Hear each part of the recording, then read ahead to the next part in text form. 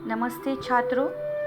आज हम हिंदी की पहली इकाई का पहला पद्य भारत महिमा देखने जा रहे हैं। इसके रचनाकार है जयशंकर प्रसाद जी। कवि जयशंकर प्रसाद जी छायावादी युग के प्रतिभावान कवि हैं। इनकी रचनाओं में प्राचीन भारतीय संस्कृति की झलक दिखाई देती है। मानवीय सौंदर्य के साथ साथ प्रकृति की सुंदरता का चित्रण भी इनकी रचनाओं में मिलता है। भारत महिमा कविता में कवि ने भारत के गौरवशाली अतीत का सजीव वर्णन किया है। स्वदेश गर्व और समर्पण की आंतरिक इच्छा देखने लायक है। तो चलिए अब हम पद्य पढ़ते हैं। हिमालय के आंगन में उसे किरणों का दे उपहार, उषा ने हंस अभिनंदन किया और पहनाया हीर खार। जगे हम लगे जगाने विश्व, लोक में फैला फिरा लोक। व्योमतम पुंज हुआ तब नष्ट, अखिल संस्कृति हो उठी अशोक। विमल वाणी ने वीणा ली, कमल कोमल करने सपने। सप्त स्वर सप्त सिंधु में उठे, छिड़ा तब मधुर शान संगीत। विजय केवल लोहे की नहीं, धर्म की रही धरा पर धूम। भिक्षु होकर रहते सम्राट, दया दिखलाते घर घर घूम। गोरी को दिया दया का दान, चीनी को मिली धर्म की दृष्टि। मिला था स्वर्ण भूमि को रत्न, शील की सिंहल को भी सृष्टि। किसी का हमने छीना नहीं, प्रकृति का रहा पालना यही। हमारी जन्मभूमि थी यही, कहीं से हम आए थे नहीं। चरित थे पूत, भुजा में शक्ति, नम्रता रही सदा संपन्न। हृदय के गौरव में था गर्व, किसी को देख न सके विपन्न। हमारे संचय में था दान, अतिथि थे सदा हमारे देव। वचन में सत्य, हृदय में तेज, प्रतिज्ञा में रहती थी टेव। वही है रक्त, वही है देश, वही साहस है वैसा ज्ञान। वही है शांति, वही है शक्ति, वही हमारा दिव्य आर्य संतान। जिए तो सदा इसी के लिए, यही अभिमान रहे यह हर्ष। निछावर कर दे हम सर्वस्व, हमारा प्यारा भारतवर्ष, हमारा प्यारा भारतवर्ष। तो छात्रों, अब आपको इस पद्य के शब्दार्थ लिखने हैं जो आपके सामने लिखे हुए हैं। अब हम भारत महिमा पद्य का भावार्थ देखने वाले हैं। पहली दो पंक्तियां हैं। हिमालय के आंगन में उसे किरणों का दे उपहार, उषा ने हंस अभिनंदन किया और पहनाया हीर खार। कवि कहते हैं, भारतवर्ष का गुणगान करते हुए कहते हैं कि हिमालय यह भारत का प्राकृतिक सरताज है। सूरज की पहली किरणें जब हिमालय की ऊंची चोटियों पर पड़ती है तो बर्फीली चोटियां चमकने लगती हैं। हिमालय के आंगन में सूरज की पहली किरण पड़ना भारतवर्ष के लिए एक अमूल्य भेंट है। सफ़ेद बर्फ पर जब ये किरणें पड़ती है तो ये सफ़ेद चोटियाँ हीरों के समान चमकने लगती हैं। और ये सब देखने के बाद कवि कहते हैं, मानो उषक काल ने हिमालय के आंगन में किरणों का उत्सव करके उनको ये हीरों का हार पहनाया है। और ये मोहक दृश्य देखकर सुबह भी खुशी से हिमालय का अभिनंदन कर रही है। दूसरी पंक्तियों की ओर बढ़ते हैं। जगे हम लगे जगाने विश्व, लोक में फैला फिरा लोक। व्योमतम पुंज हुआ तब नष्ट, अखिल संस्कृति हो उठी अशोक। सूर्योदय होते ही हम सब भारतीय जग जाते हैं और नए दिन का स्वागत करते हैं, और उसके बाद हम दुनिया को भी जगाते हैं, ज्ञान का प्रकाश फैलाते हैं।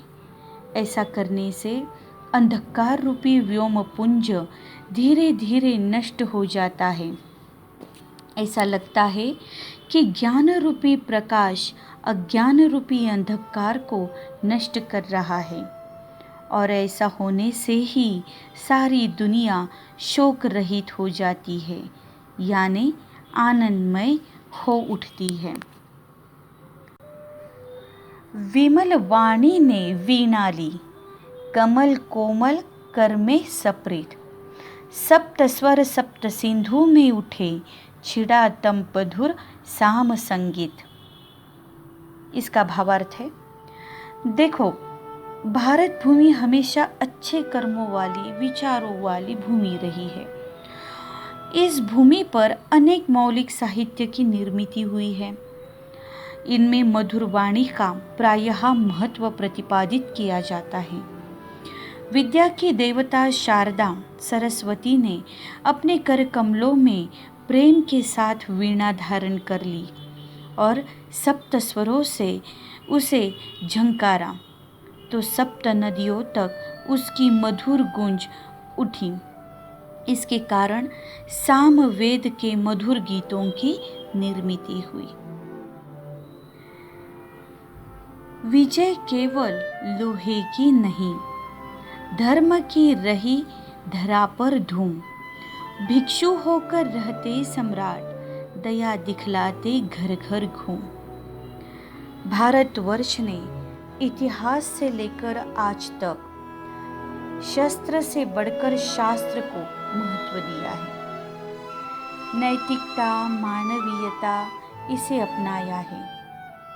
भारत ने सभी को यही सिखलाया है कि विजय केवल युद्ध करने से या झगड़ा करने से नहीं, तो बल्कि विजय केवल शास्त्र से, नीति से मिलती है।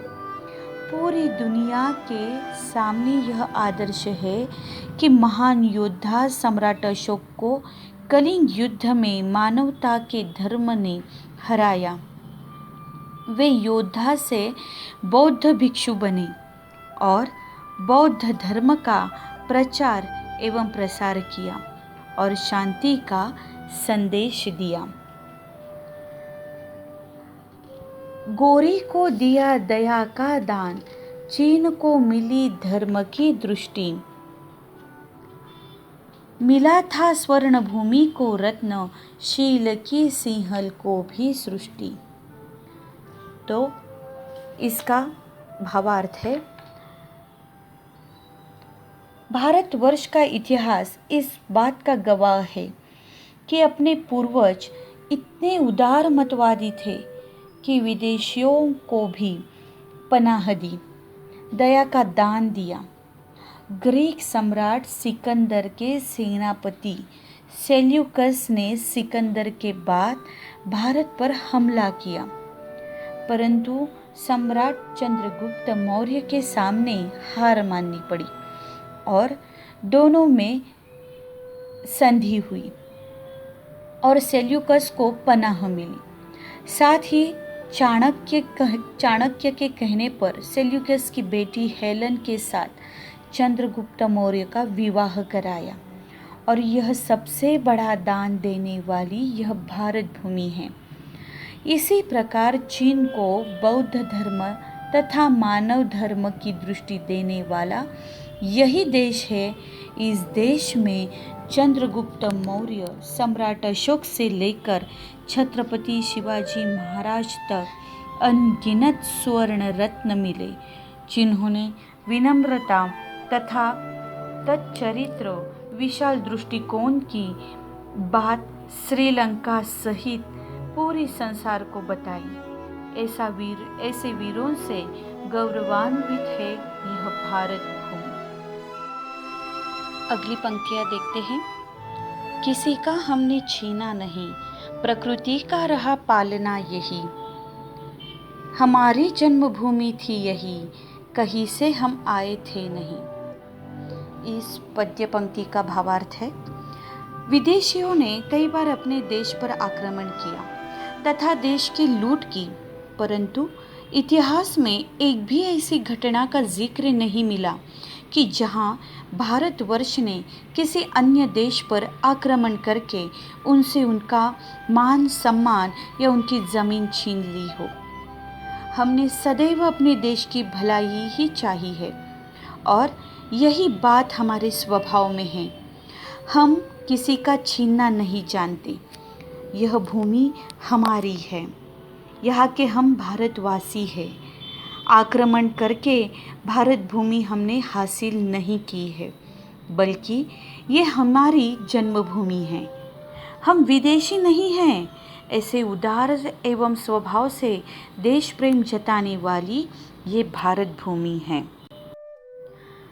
चरित थे पूत भुजा में शक्ति, नम्रता रही सदा संपन्न, हृदय के गौरव में था गर्व, किसी को देख न सके विपन्न। भावार्थ है, भारत भूमि हमेशा ही चरित्रवान, बलशाली, विनम्र, उदारता आदि गुणों से संपन्न रही है और ऐसे गुणों से संपन्न कई वीर सपूत इस भारत भूमि ने पैदा किए हैं। इस बात का हमेशा इस भूमि को अपने आप पर गर्व रहा है। साथ ही ऐसे पूतों की एवं भारत भूमि की ऐसी विशेषता है कि यहाँ हर कोई संतोष से अपना जीवन व्यतीत करता है। यहाँ पर कोई भी दुखी नहीं है और ना ही यह भूमि किसी को दुखी रख सकती है। ऐसे ये महान भारत भूमि है। अगली पंक्तियों की ओर बढ़ते हैं। हमारे संचय में था दान, अतिथि थे सदा हमारे देव, वचन में सत्य, हृदय में तेज, प्रतिज्ञा में रहती थी टेव। इन पंक्तियों का भावार्थ है, निस्वार्थ भाव का जतन करने वाली यह भूमि है। इसी कारण दानत्व भाव में भी वृद्धि सदियों से हम देखते आ रहे हैं और यही भारत की संपत्ति है। भारत की संस्कृति में अतिथि को ईश्वर के समान माना है, उनकी सेवा की है। भारत ने ये संस्कार आने वाली पीढ़ी को हस्तांतरित किए हैं। यह वचन का अनुपालन किया जाता है।